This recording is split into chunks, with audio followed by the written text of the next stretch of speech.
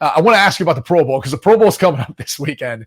And it feels like, look, and this is no disrespect, it feels like it's become an afterthought. There's no game. It's flag football. It's not out in Aloha Stadium like it used to be. I've got the number I kind of put in our little rundown about the viewership, and it's really dwindled.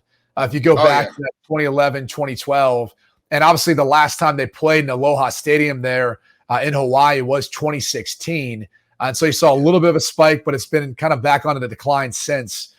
Are you even going to watch? Do you even pay attention to the Pro Bowl anymore? Does it have the same prestige it used to? No, it doesn't have the same prestige, but I think you're getting more participation by the players just because, the injury the injury aspect isn't as big as it was before, because guys were actually tackling guys before when it was out there in Hawaii and there was full games being played. Now there's dodgeball, there's different courses they run through and everything. But the prestige, like you said, it just isn't there.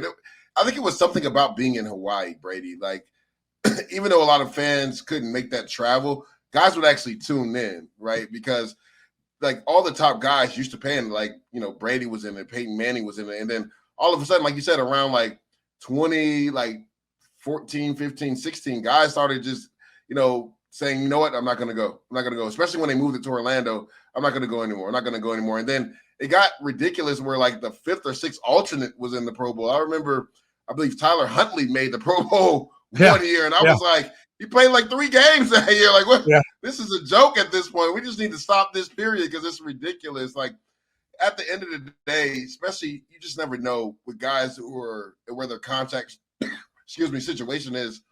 Was that a big factor of it, right? When guys were getting ready to try to ask for new deals, renegotiate, or where they're going to be free agents, they were like, you know what, I'm good. I'm not playing in it because I don't want to risk getting injured in this game. And now I think it's fun what they're doing with the different games and everything.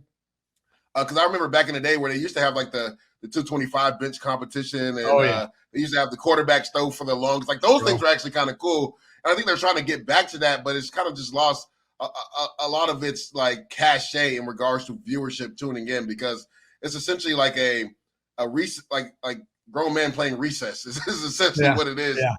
What it is now. So and you can find that. You can find that on social media too, right? You see all these trick shots, Dude Perfect, all these different guys who are doing that sort of thing too. So it kind of takes away a little bit from some of that stuff.